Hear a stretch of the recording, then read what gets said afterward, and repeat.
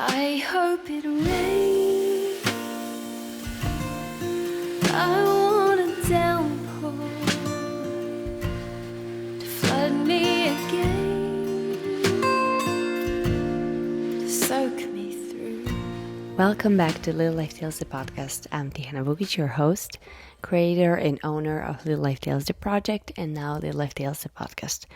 I'm so grateful. Today we have a wonderful, wonderful guest that has been a friend of mine for the longest time, and finally it's back here. And I think it's special to you as well if you watch Little Life Tales, the project, because it's the first storyteller ever. For me, it's such an emotional moment to be able to share her story, her growth a bit deeper here on the podcast, and to learn more, to learn with her much more regarding her life path and how the things that she learned so far in her life can impact our own life as well. So without waiting any longer, let's go right back into it. I'm so excited. Thank you very much for listening. Hi everyone, welcome to Little Life Tales, the podcast. We're finally back, as I promised, with a special guest that actually wasn't here before on the podcast, but was the first person I ever filmed on Little Life Tales, the project, is the subject and the main character of Tale 1. And it's an emotional thing to me because it's the first person that I filmed, so it's the person that I started my project with. And to have her back in this new setting through the podcast, for me, it's a special thing. And especially knowing this person for a long time, knowing how much we grown in our own paths, is such a great inspiration for me. And I'm so happy that we can be able to share it today and to explore a bit more about her growth and explore a bit more what she learned so far and how her the things that she had to able to explore, to discover, can be a source of inspiration for us. So welcome to the podcast, Elena. I'm so glad to have you here. Hi. Hello. So tell me, what happened to you in the past few years? In the past few years, many things changed, like all the time. We met for Little Life Tales maybe 3 or 4 years ago. I'm even not sure, or even more. It was 2018, so it's like 4 years ago. 4 years ago. And that time I just came back from a journey, my first journey I did. And already to that time I get introduced to meditation, which was really new to me. And since then I proceeded on that path to start to become more and more in observation of my internal world. Yeah, I was used before to live much more outside, and then since then I started to discover what is also happening inside. And so that gets a lot of inspiration for my life. And yeah, it proceeded all this time now. But how it all started for you?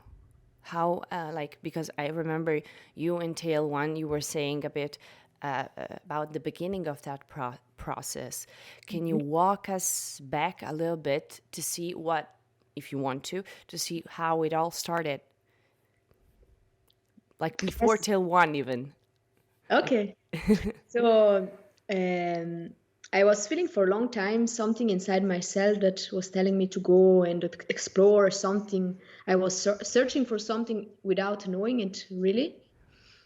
But then this push, I decided, okay, I will leave the job. I will start a journey. I will go and look what I find. And before starting the journey, I met a friend. He's practicing a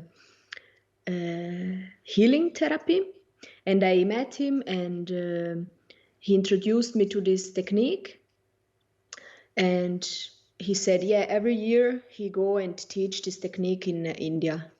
So I felt, okay, my journey was not really bringing me to India, but finally then I said, okay, I will go to India just to have this course and see what it is about. And then when I reached there, took this course. It was almost 1 month of course where we was practicing every day this healing. And after that, I was really feeling everything inside myself was like really mixed up, kind of. I was feeling sensitive and I was a bit overwhelmed from this opening of the door, let's say, because I was just started. For me, it was like, oh yeah, let's do this adventure, but I was not aware what an impact it could have on me, and I was feeling really, overwhelmed from everything. And so I was searching for something where I can just be quiet and calm, and where I don't have too much to speak or to deal with other people, because I felt I need really to be with myself just.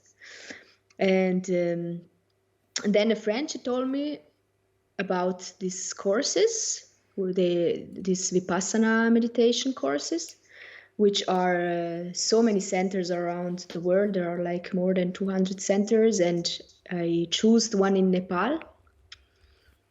And I went for this course. So the first time I didn't went actually because I was a bit scared to do this 10-day of silent retreat.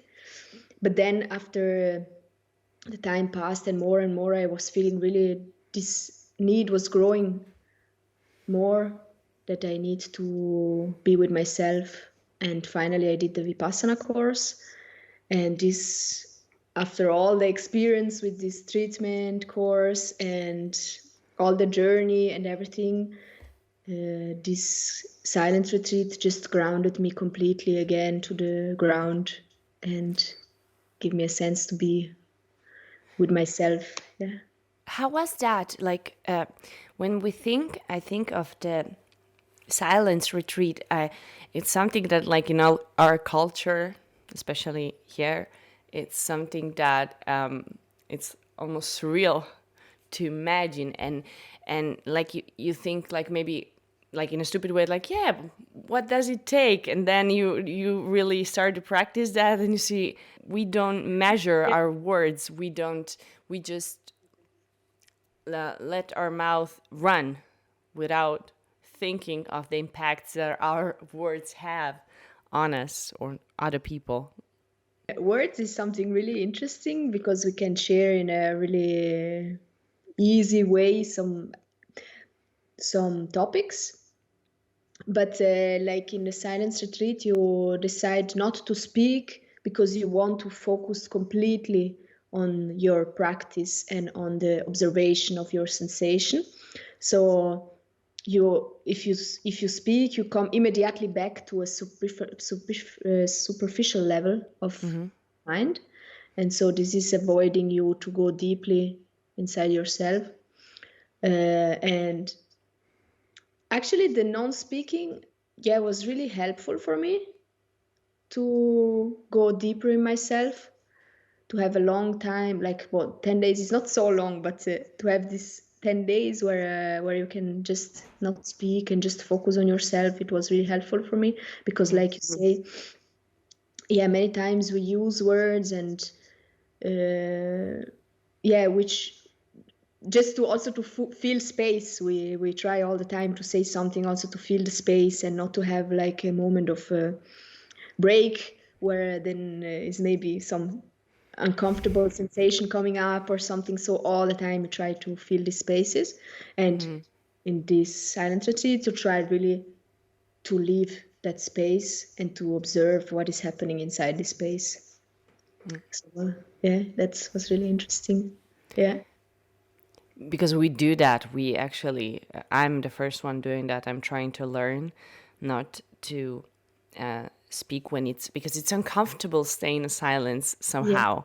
because we are used to, we all always, but even our lives, we always have to fill it with something, with noise, with anything that just, I don't know if we need to be distracted from something, or we don't want to look at the issue directly, or something that we have to learn in that moment.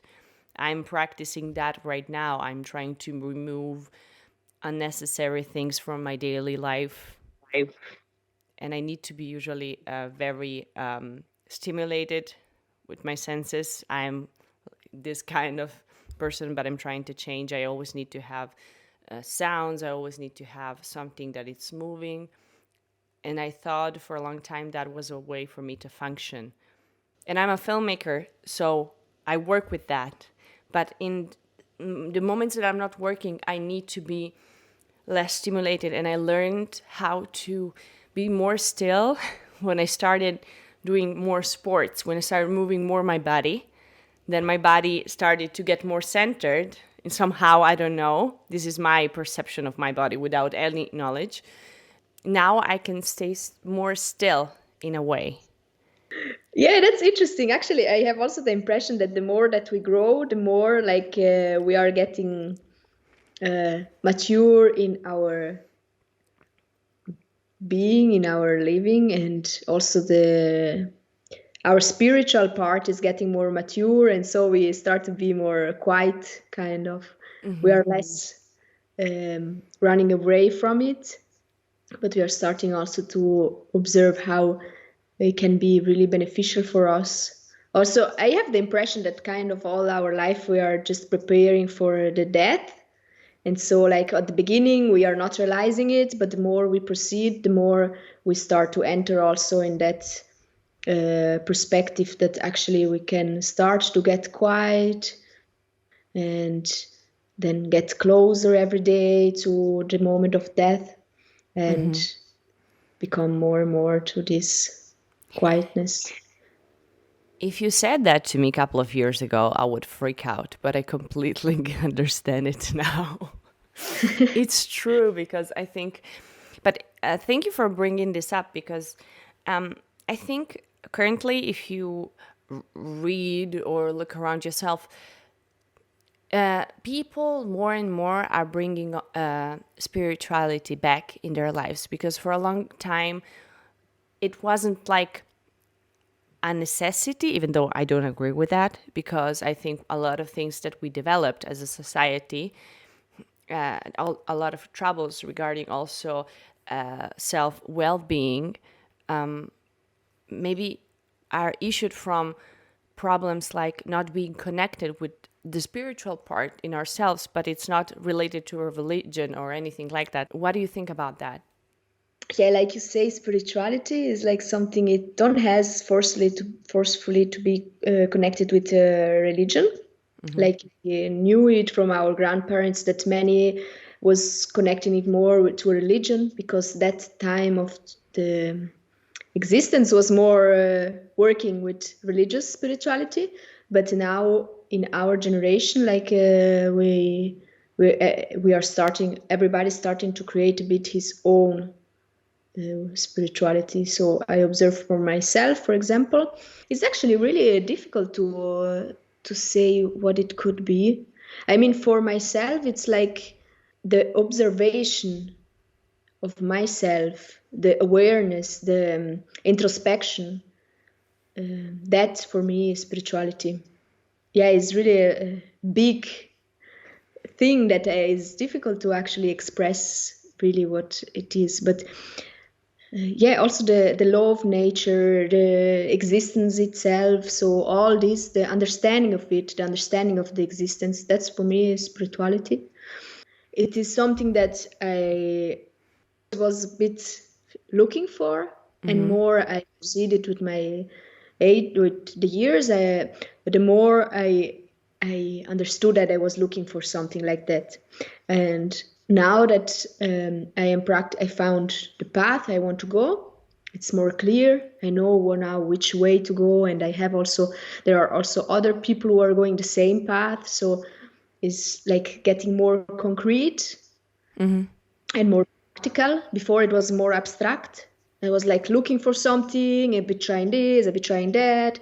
And now it's more practical. I know what I have to do and I know what is helping me. But I'm not knowing it because it's written on a book or something, but I know it more and more because I'm observing inside myself, and I observe that that's what I need to find peace and harmony and to also find happiness. Yeah, I mean, spirituality is the way to happiness, the way of liberation for me. And yeah, it actually changed a lot my life. I mean, I'm still struggling all the time. I'm just on the beginning of that path, and it can take so much more time. It can take so many lives. I don't know. It can be really a long process. And I'm really on the beginning, but I find like the moment of struggling are getting shorter. The moments of understanding are getting longer. But it's like changing slowly, but it's changing. And just this observation of the change is giving me so much faith and so much strength to proceed on that path, because I see that it is doing something with me, and that I am changing, and that this ego, which is creating a form of, this ego which is all the time creating a form about myself, an image of myself, is getting melted a bit. Still there is a big ego, but I can melt it a little bit. We all have it, I think. Yes.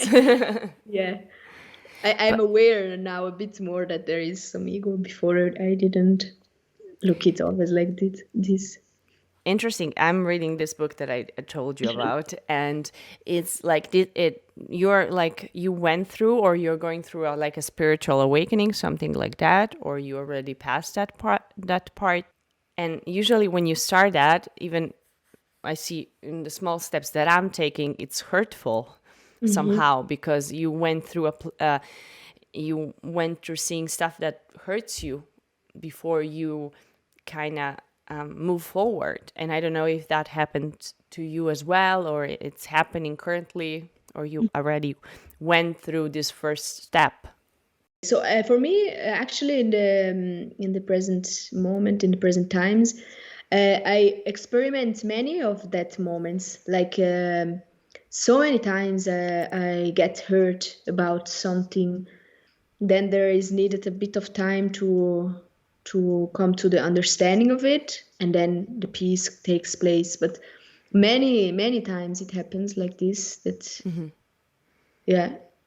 I feel also like there are many layers in that process for me. And so maybe some situation hurts one layer, and this layer then like, yeah, before I was all the time in the action reaction, no? So it was happening that I was hurt and I was reacting immediately. And so I was even not understanding that I was get hurt, because I was already in the reaction, and I was already giving back to, oh, this person hurt me and this is a bad person and blah blah blah. And now it's like happening, oh, I get hurt, the reaction happens a bit, or sometimes even it can not happen because it happened maybe the last time, so this time I'm a bit more attentive and more aware.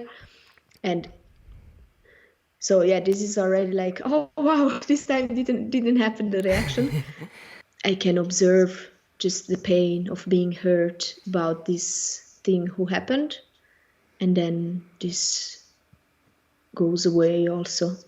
Some pain is so deep for me, like I feel I'm still working on kind of a superficial level. I can go much more deep, but it's a long path. So, but already now I observe some scars are really deep, and to be experienced again and again and again, so that I can really let go. And then also when a scar, like when a pain comes, it's difficult to know exactly what to do with it, because if I can say an example, there is a fear of being abandoned. Yeah. These times, for example, this last months or weeks, I experiment again and again this coming up. And I mean, I'm just with this sensation, which is really intense, And I think, no, I don't have to think. Like the reaction is starting in the mind is, no, you don't have to think this because after it will happen really, and you will manifest it. Manifest first is like this kind of reaction happening, and then maybe I can take a bit of distance, and then okay, now I'm just observing. This is the sensation of being abandoned, or to have this fear. It's just a sensation. As soon also as I start to think about it or speak about it, the vibration, the sensations are starting to get stronger, and it happens many times that I get overwhelmed from some sensation which are really painful for my past experience. Let's say I don't know from who it comes exactly. I mean, it's also not important from who some fears or some sensation or emotions are coming from, but yeah, I mean, this is not important from where it comes from, but it's very precious that it's happening and that I have now the opportunity to get liberated of that. Regarding especially fears, and because you said also you talked about a fear of abandonment, and I think that is a very, very common fear. A lot of people that I talk to, we have that seeded into ourselves. But one thing that I want to ask is, even though we get some fears that we don't know where they come from, why do you think they come? This is like a philosophical question, I'm so sorry, but why they present into our lives? Like, what they have to teach us something, or what do you think so far, what you learned? Yeah, I remember you told me about these sensations you experiment, and actually, yeah, it's really something representative for our society also, that like this overwhelming about the fear, and also is all what is happening now, and at times that some people on the power are working with fear to have control. So it's really like the fear is really something who can freeze and paralyze somebody. And now is what happening with all the society that is that's making easy to powerful people to get control because fear is so powerful. Yeah, nothing against these people. I mean, this is also suffering people on the power. So it was just coming to my mind now like this.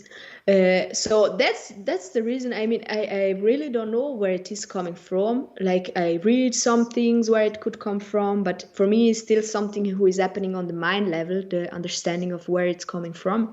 So it's still happening like more on the superficial level. I didn't have the experience directly that I can say, now I know this fear comes from there and there. Sometimes it happens that I leave a sensation of fear, and then I can say, oh, it's really similar than when it's something familiar to me. I know it from somewhere. But I think, yeah, like for me, what I understand is it is more important to know, to see the opportunity of that sensation now in the present moment. Because I mean, if we proceed to be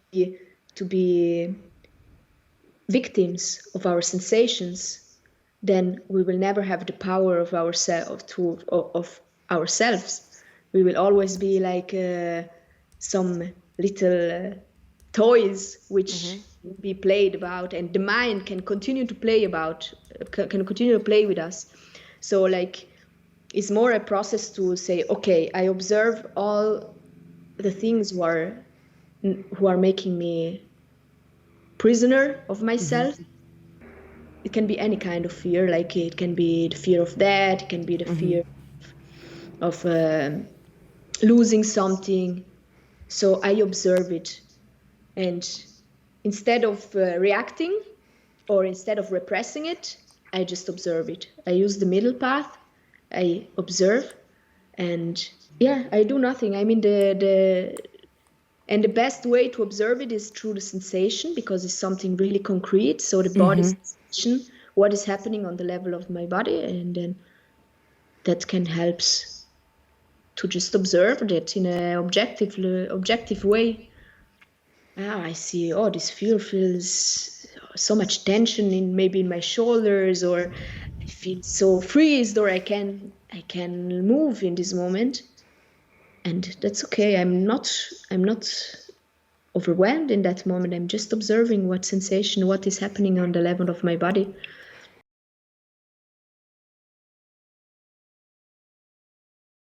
Me also experiment the mind is really abstract many times.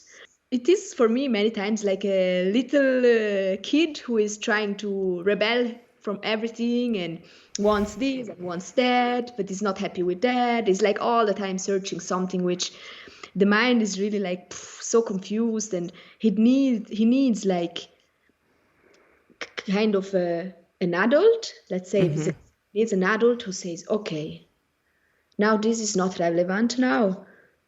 You have to be quiet and observe that and that. So like You have to parent your mind, it's basically. really easy said, but so also like you train an animal also, no, like to become to be at your service.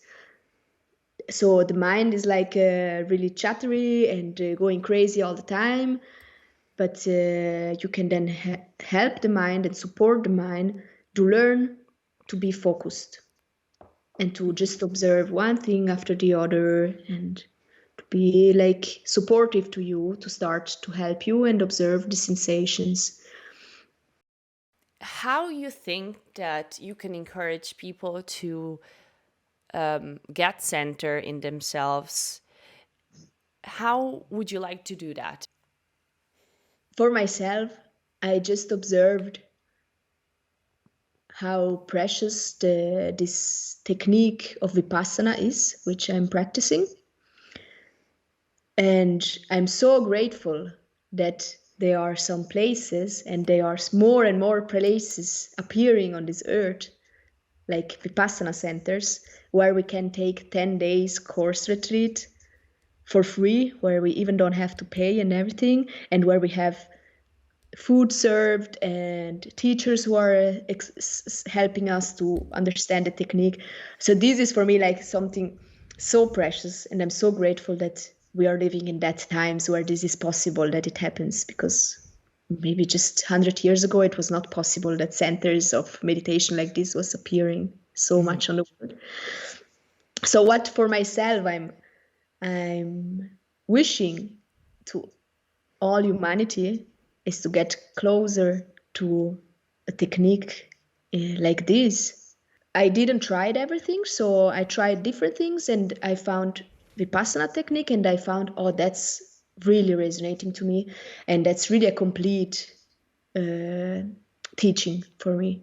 But I wish to all the people that I can find something like this where they can stop and observe and learn to get liberated from the suffering. I have one final thing that I wanted to ask you. In 2018, we recorded Tale number 1, and the final phrase that I usually write, that I started with you, was the path of love. That was your phrase. That was the first phrase of Little Life Tales, and was inspired from your story. Have that changed, or? No, I still feel that that's the path of love, actually. To learn to love. I observe that I am really learning every day a bit more how I can love. So, what would be like your phrase of inspiration today? May we all be happy. Oh, okay. Okay. Thank you very much for being on Little Life Tales, the podcast. And till the next time. Yeah, I'm really grateful to be part of this project, Tihana. Thank you. Yeah, I'm happy we could start like 4 years, 2018. that I was lucky to be the first video, and now I can also be on the podcast. Really nice. Thank My you. first podcast. Oh, I can say. I know, the first of many. I know We're that. starting. Thank you very much to all of you for listening. I hope you really took the best out of this episode. It gave me so much to think about. I'm super grateful for all that I had the chance to learn today, and it always leaves me with an open heart leaving a conversation like this. So I'm super grateful, and thank you very much to all of you for listening. If you want to know more about Little Life Tales, just go to littlelifetales.org and get connected in order to learn more, and if you want to be featured on this podcast as well. In the meantime, thank you very much for listening, and talk to you very, very soon. Bye. Hear it roar up above me. Remember, your love is enough to keep me warm. I hope it